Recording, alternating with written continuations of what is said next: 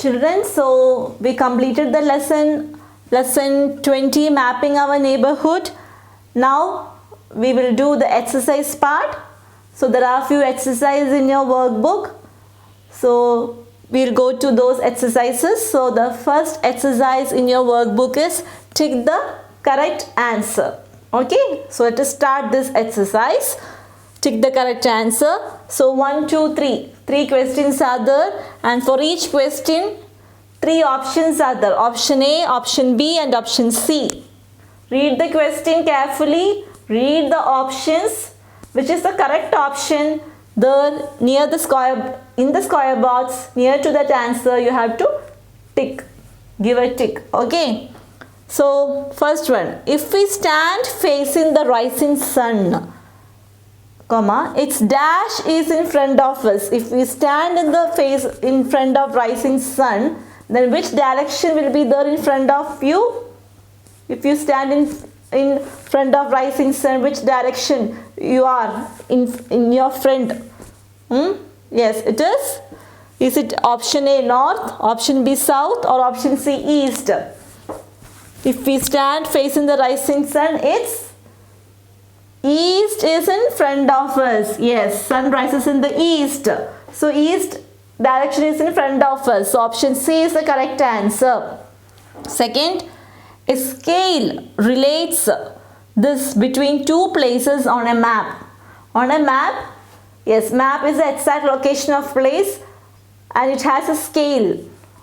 There's a measurement on it called scale, isn't it? It relates the distance on the ground to the distance on the map, isn't it? Yes. So option A, direction. Option B, distance. Option C, mountains. Scale relates what between 2 places on a map? Yes, distance between 2 places on a map. Option B is the right answer. So tick here. Now third one, the number of main directions are option A 4, option B 5, option C 3.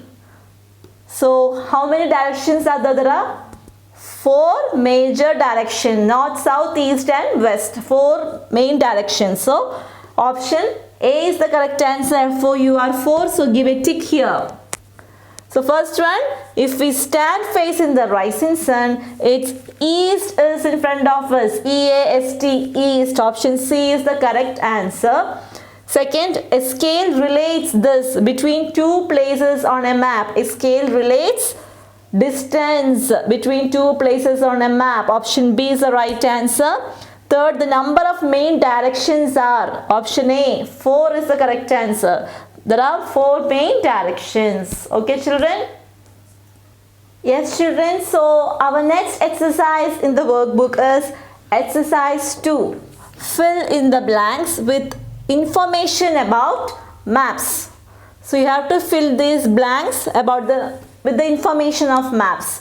So 4 fill in the blanks are the, okay, so number 1, a map represents the dash location of a place on a dash surface. A map represents, what is a map? It represents the exact location of a place, isn't it? A map represents the exact location. E-X-A-C-T, exact. A map represents the exact location. E-X-A-C-T, exact location. Exact location of a place on a dash surface, on a flat surface. F-L-A-T, flat. So a map represents the exact location of a place on a flat surface. Second, a dash is a book of maps. There is a book which contains all the collection or different kinds of maps. With different kinds of maps are shown in that book. Which is that book? Name that book. An atlas. So A-T-L-A-S, atlas. Atlas is a book of maps. An atlas is a book of maps. Collection of kinds of maps. Third one, landforms and water bodies are shown on a dash map. Different types of maps you learned, isn't it? Yes.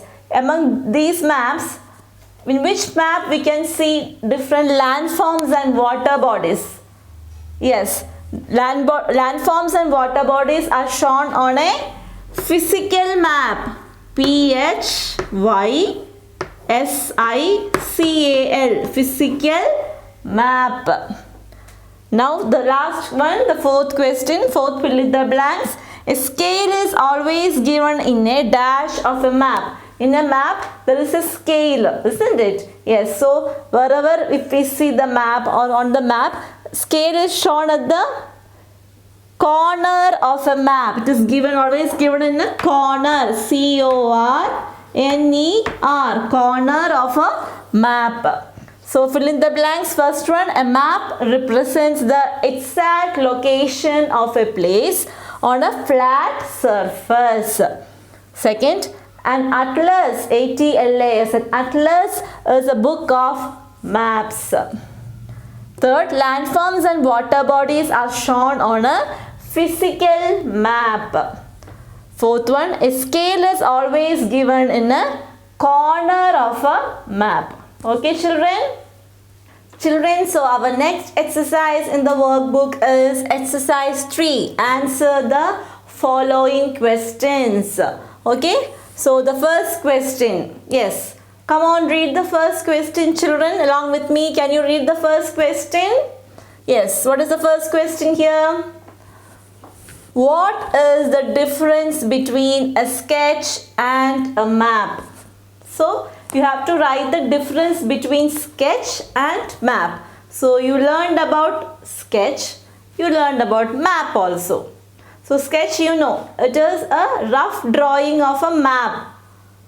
It's a rough drawing, or we can find, it helps us to find easily the location of a place. Then map, it shows the exact location of a place, and we represent it on a flat surface or a flat paper or on a chart with scale, isn't it? There is a scale for every map. Yes, so let's see the answer. A sketch is a drawing or a rough map of a place with some important landmarks. So sketch is just a drawing or a rough map, we say, of a place with some important landmarks. So whatever important landmarks are there, we draw these landmarks on a as a draw. We will draw it. That is sketch actually, to find a particular place. Then a map represents the exact location of a place. Map represents the exact location of a place on a flat surface, on a flat paper or a plain paper or on a chart, we say.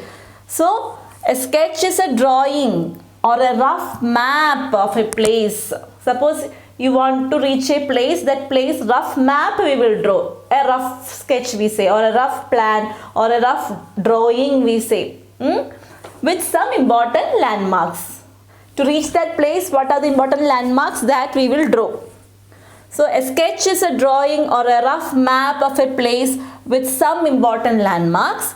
Full stop. A map represents the exact location of a place on a flat surface. Then second question, what is the use of a scale on a map? Yes, what is the use of a scale? There is a scale for a map. Map of a world, it shows the entire world. So actually it is a representation, visual representation of a larger area. So the exact area we cannot show on a map. So we make a scale, isn't it? Yes. So scale is used to relate the distance between places on a map to the actual distance between places. 2 means the ratio we say.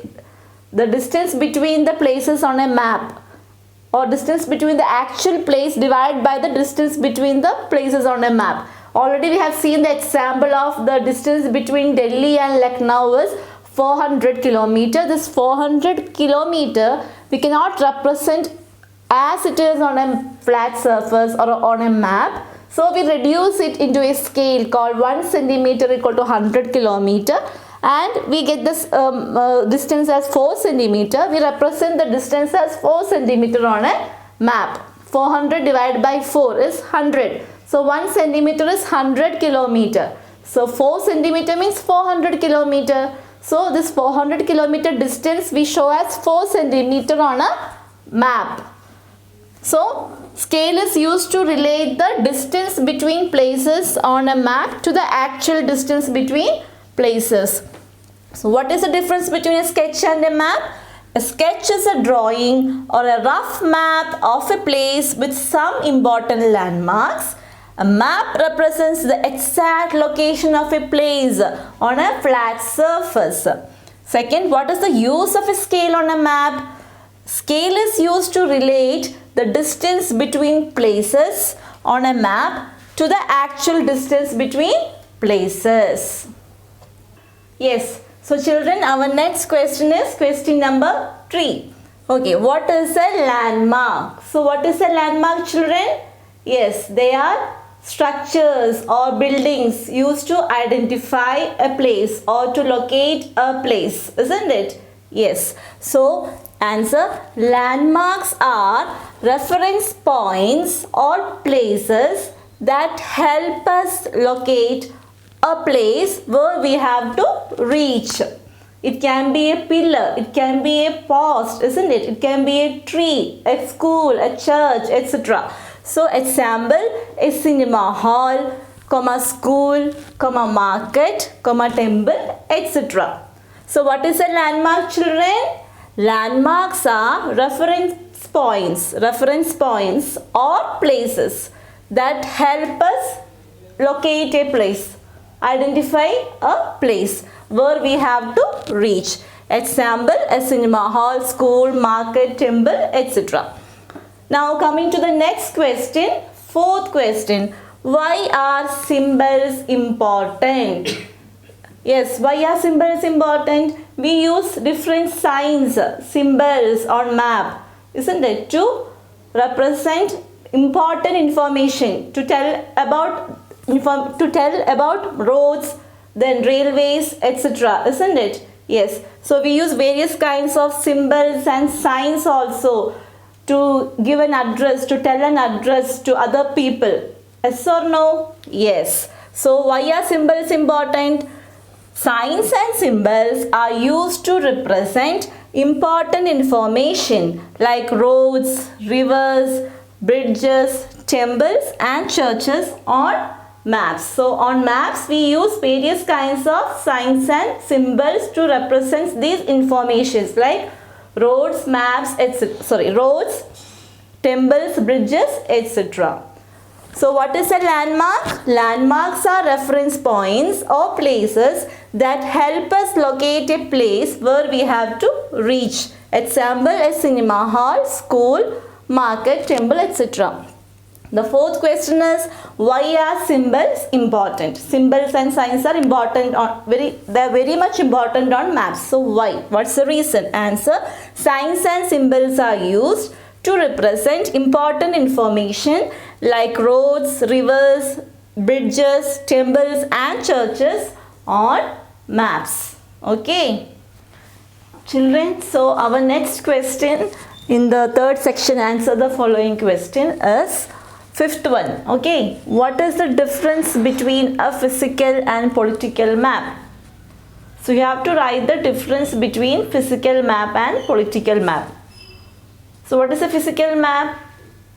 Yes, it shows the features of a place like mountains, seas, rivers, etc. And political map, it shows the boundaries of states, then districts, then important cities, etc. So this is the difference between physical map and a political map, isn't it? Yes. So answer, physical maps show natural or physical features of a place such as mountains, plains, seas, rivers and lakes.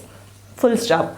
Political maps show the boundaries between countries, states and districts and the location of important cities. So this is the difference between a physical map and a political map. Now coming to the last question, Sixth one, name the different types of maps in an atlas. So what is an atlas? A book of maps. It contains collection of different kinds of maps. So what are the different types of maps that you learned? In the lesson 20, mapping our neighborhood, you learned about different types of maps, isn't it? Yes. They are physical map, political map, vegetation map, natural resources map, isn't it? So answer, political maps, vegetation maps, physical maps, transport maps, natural resources maps are the different types of maps in an atlas. So what is the difference between a physical and a political map? Physical maps shows natural or physical features of a place such as mountains, plains, seas, rivers and lakes. Political maps show the boundaries between countries, states, districts and the location of important cities. Now the last question, name the different types of maps in an atlas.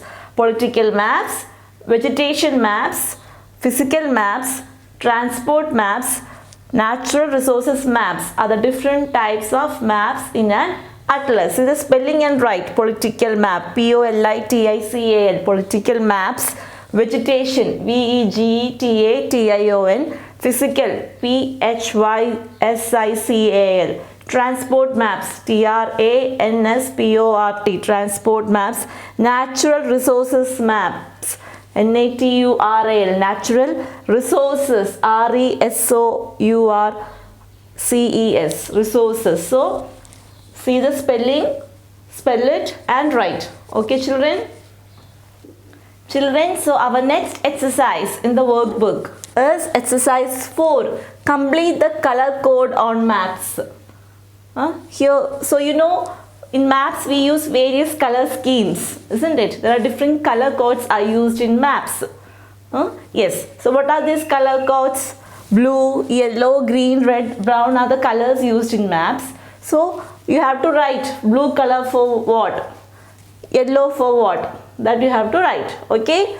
So first one, blue.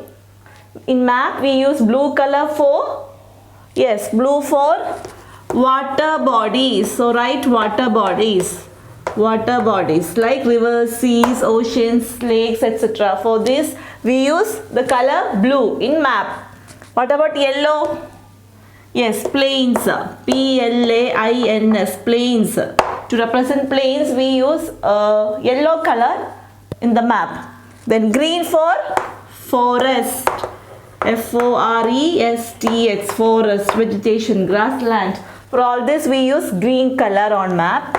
Red. Red is for plateaus. Plateaus. Plateaus. Tableland we say, isn't it? Yes. Then brown for mountains. Then hills and deserts. Okay. Mountains, hills, deserts. So for all this we use brown. So blue for water bodies, yellow for plains, we use green color in map for forest and red for plateaus and brown color for mountains, hills, deserts. Okay, these are the various colors we used in maps to represent this. Okay children? Children, so next section is HOTS. So let us see what is there in the HOT section. HOT section questions, you know, like you have to think about that question, then you have to answer. Yes. Two places are 200 kilometers away from each other and the distance between them is 4 centimeters on the map. What is the scale of the map? So map has a scale, isn't it? Yes. Larger area we are representing on a map, we reduce it and we are representing it on a map using the scale.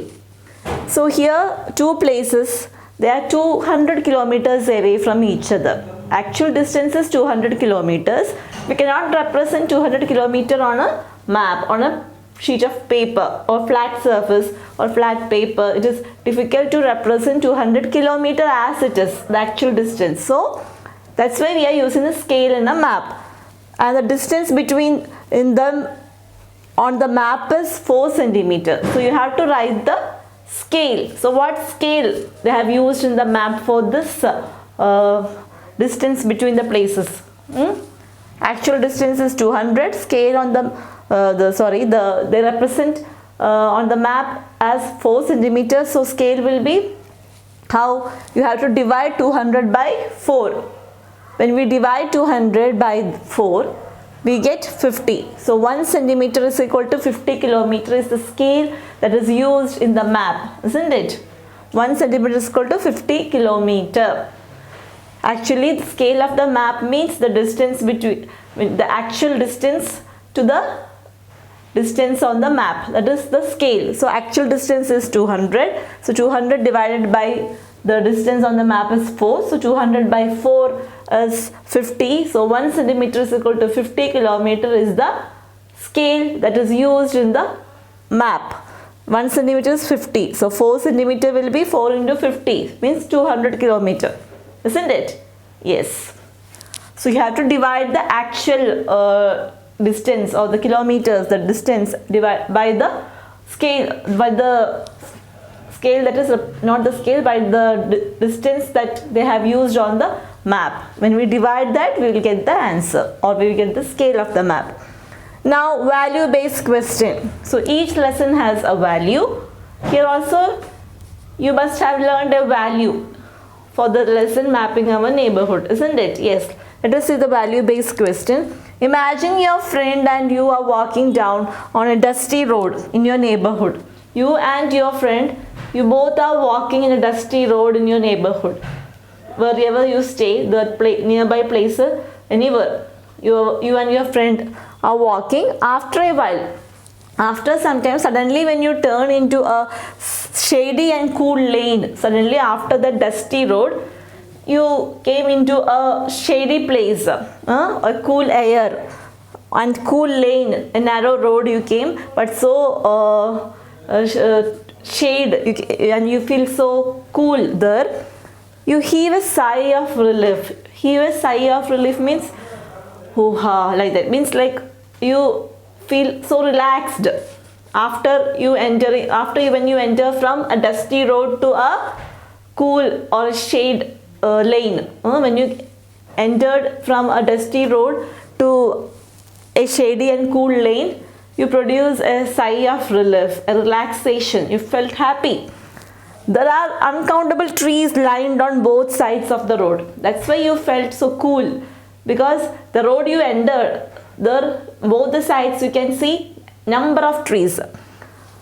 Which street would you prefer to walk down and why? So first street, it was dusty road. Then you entered into a road where there are number of trees. So which street did you like, or why, or which street would you like to prefer to walk? Yes, definitely. If this question, if anyone asks me, then I tell that I prefer always a good road or a cool and shade place to walk, because trees gives fresh air to us. We feel so cool when we walk under the trees. If the road is like that, means both the sides full of trees and full of shade, if we are walking through that road, we feel so happy and we get fresh air to breathe, isn't it? Yes, so you can write, I prefer to walk down on the street where uncountable trees are lined on both sides of the road because of the cool shade and fresh air to breathe. Trees gives us fresh air to breathe. So all of us would like to walk on such roads where there are number of trees on both sides, because we feel so cool, we feel so happy, we get fresh air. So all of us prefer road that has number of trees on both sides, isn't it? Yes, than a dusty road. So this is the value based question. So from this, what value did you understand? Yes, if trees are there, it is so good for our nature, isn't it? So try to plant a tree whenever you get a time. It is good for the nature as well as for us, because trees gives us fresh air, isn't it? Yes. So next children, next is home assignment project. Let us see what is the project given in the workbook. So project is page number 57. You have a project or a home assignment. It is this. Take a book of road signs from the driving license authority. Draw some common road signs and write what they are meant for. Okay. So you have to take a book of road signs and you have to draw. First you have to draw this road sign and you have to write what this sign indicate. Actually you have seen many road signs and symbols when you travel through the road, isn't it? When you travel with your parents, friends and all on the road, you can see different road signs. Do you remember any road signs? Or by seeing it we can understand what it means, what it indicate, isn't it? For example, traffic signal, when the vehicle comes near the traffic signal, we can see three lights. Red is the, green is the, yellow is the, isn't it? Red means to stop, that you know. Green means to go, isn't it? Yes. Yellow means get ready. Green, when it turns green, all the vehicles will move. So these all things you know, it's so familiar, isn't it? Everyone knows about this traffic light and all. Then there are other few many signs and symbols are there on the road, you can see. In front of your school, they have in every school, that road, somewhere they have kept a road sign with two school children going with a bag. So that means the vehicles, those who are coming through that road, they should understand that here there is a school nearby. Yes, like that some signs and symbols you must have seen, isn't it? So you can take a book of road signs, or you can get a chart of road signs from a stationery shop. You can search the internet, you can see many signs, road signs and symbols. So some of road signs just you draw, which are quite easy to draw, and then you write about that. Okay, so you can draw in many symbols. Stop symbol, STOP, stop. Then parking, P. Then there is circle, isn't it? Parking. Or when we cross it, it means you should not park. No parking, isn't it? So like that, many symbols I think you know very well. So you can write. Then what is this? No, sorry.